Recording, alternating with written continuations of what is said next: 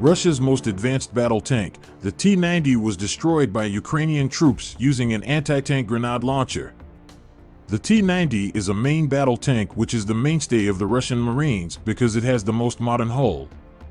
Data released by the Ukrainian military says their forces have killed more than 44,000 Russian troops and destroyed around 1,800 tanks. Oryx open intelligence sources claim over 5,000 Russian vehicles have been destroyed.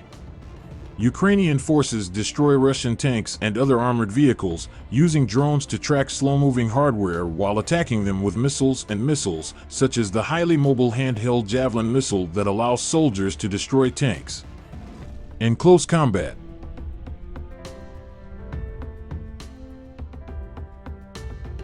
Vladimir Putin's troops appear to be on the verge of another humiliating setback in southern Ukraine, according to new reports.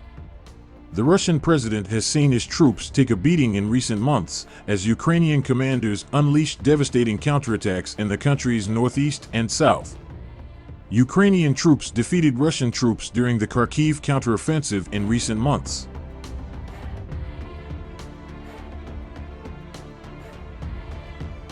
Further ignominy was soon to follow, as Russia's commanders abandoned the strategically important port city of Kherson in early November. Kherson had been the only regional capital that the Russians had managed to capture in 10 months of brutal fighting. In total, Putin's army has lost over 70,000 square kilometers of occupied territory since it abandoned its attempt in spring to capture Kyiv.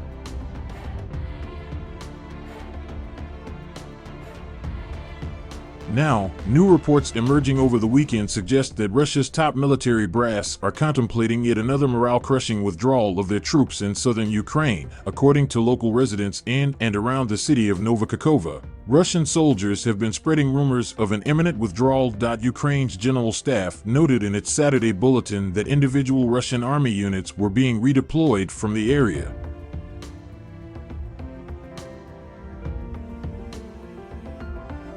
Moscow has threatened to blow up the dam, which would unleash a devastating tidal wave of water that potentially could wipe out 80 cities and kill thousands of citizens. Alexei Reznikov, Ukraine's defense minister, said any attempt to destroy the dam would be crazy and self-defeating for the Russians. He pointed out that such a move would flood areas controlled by Russia and also cut off their access to fresh water via a canal from the Dnipro River to occupied Crimea.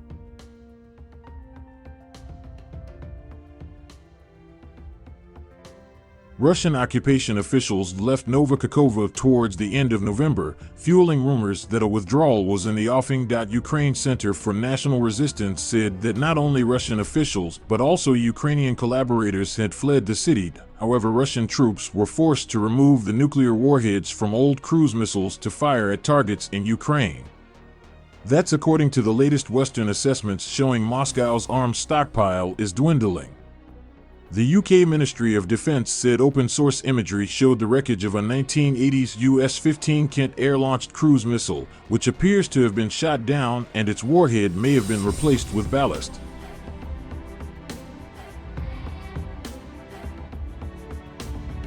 Defense officials said that an unresponsive system would still cause damage but was unlikely to achieve a reliable effect against its intended target and could be used by Moscow as bait to divert Ukrainian air defenses.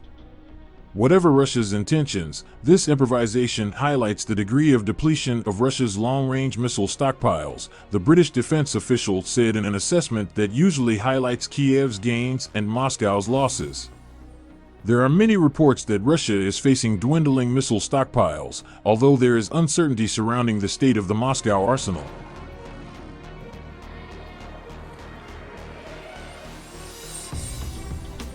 Ukrainian Defense Minister Alexei Reznikov said that Russia has already used about 80% of its modern missiles and has only 13% remaining of the stockpile of Iskander missiles launched before the war. Meanwhile, U.S. Secretary of Defense Lloyd Austin said on Wednesday that Russia's reliance on firing high volumes before maneuvering on the ground was depleting its ammunition stockpile.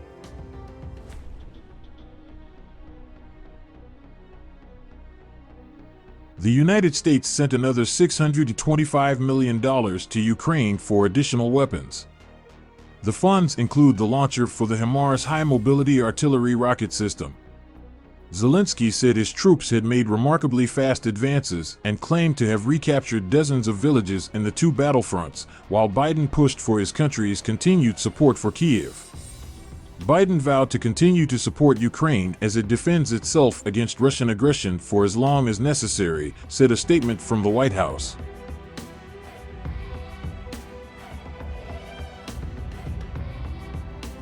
Advanced weaponry has aided Ukraine in its bid to push back Russian forces amid a swift offensive that began in early September and swiftly secured control of the Kharkiv region from Russia. Ukraine is now trying to go further south and east before winter sets in. The U.S. decision to send more military aid prompted criticism from Russia's ambassador to the U.S., Anatoly Antonov. He warned of the potential consequences of this additional aid package.